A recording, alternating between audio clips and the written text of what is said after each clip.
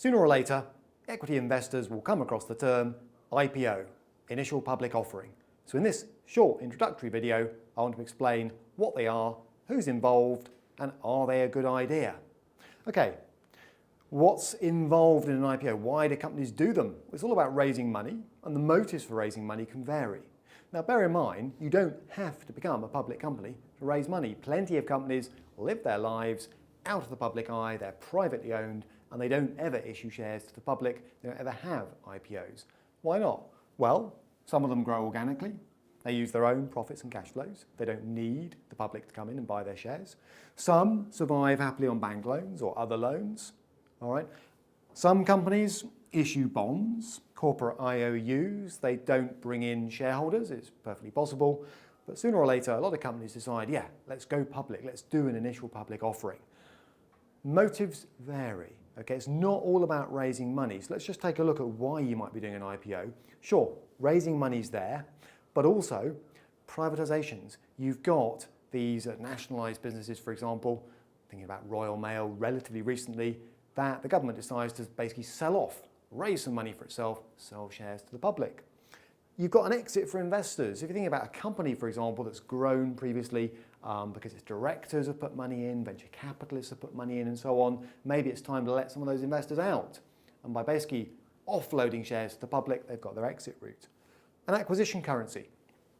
That's suggesting that a great way to expand is to buy other companies. You need something literally to buy them with, and whilst cash is great, you can use your own publicly traded shares. So an IPO is a route to getting your shares publicly traded so you can then go and buy other companies using them.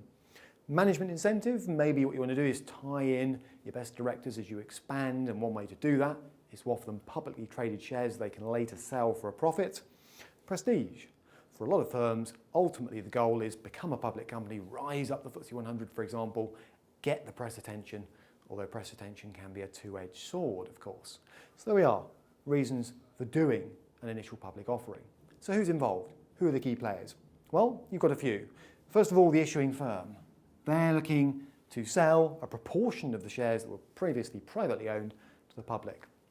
Who to? Well, institutions are often the main target. Now, a lot of retail investors feel that's a little unfair. Why are we being excluded?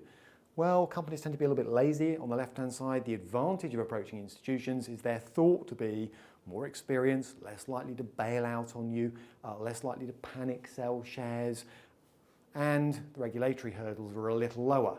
So in practice, you find that placings of IPO shares are quite common, or certainly a big chunk of the shares available might be done through a placing where it's a company coming from the market for the first time. All right?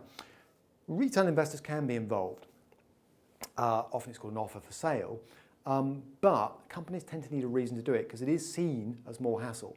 All right, there are more of them, they're less predictable, they're less easy to contact, and so companies generally need a reason for targeting a retail audience.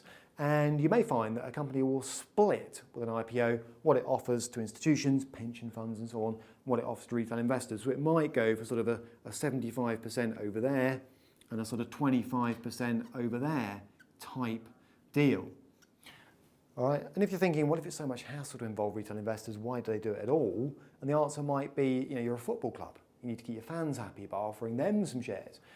Maybe you're a telecoms company with loyal customers. Or maybe you're previously government owned and the government wants to create a shareholder democracy, so it feels it should involve retail investors. Anyway, there we have it.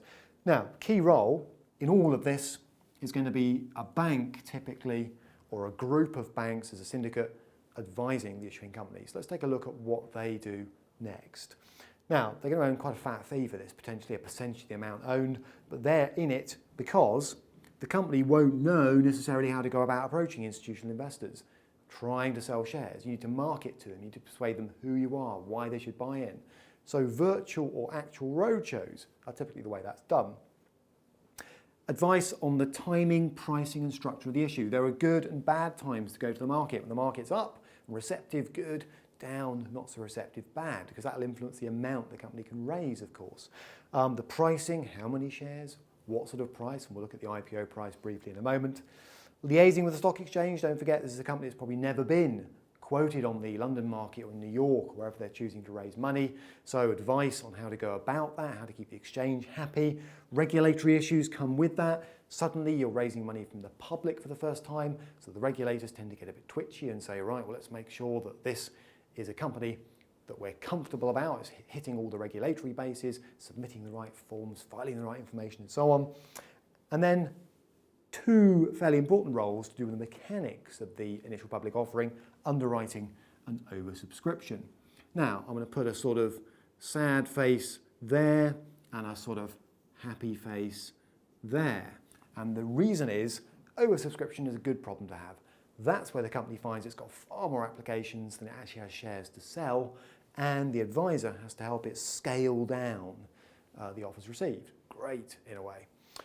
Underwriting is the opposite problem. That's where you think we're a brilliant company, everyone should want our shares, and it turns out they don't. So an underwriting bank has to step in and buy shares at the kind of IPO price. Now, pitching the price for an IPO is more art than science, and that's a key area for the investment bank or the syndicate to get involved in. Go too low, and the issuing company will think, well, hang on a minute, we could have raised loads more than that. Go too high, and there's a danger you get egg on your face and it flops. So, very quick tour of what's involved. And part of the reason why the bank can take out 3 to 7% of the amount raised as a fee. Nice work if you can get it. Now, how's the price set? Well, don't forget it's the people who own the business who decide how many shares they're going to sell, whether they're going to sell any at all. But once they've made that decision, preferred investors, the investment bank goes around, looks down its book of pension funds, key contacts, people that have been reliable in the past, and pitches to them. Says, if we were to offer you shares in this company, how many would you want? What would you pay? Gauging interest. The IPO price is then set, and the shares are allocated. Okay, but here's the point. You don't know until the bell rings. In New York, for example, you don't know until the stock exchange is open, the shares are out there, and people can publicly buy and sell them for the first time, what people really think of this company. So that IPO price may be some distance from where the share price closes on day one of actual trading. Exchange opens, opening price is determined, won't go through the mechanics of that just here, and public trading commences. Now, should you, as an investor, even assuming you can, should you get involved with IPOs? Should you try and apply for shares? Not an easy one to answer. Some people say yes, because the price always jumps on the first day of trading and you can make a quick buck. Not always true. Let's take two social media firms that have come to the market relatively recently. Twitter on the left, Facebook on the right. And just take a look at the first few days of trading.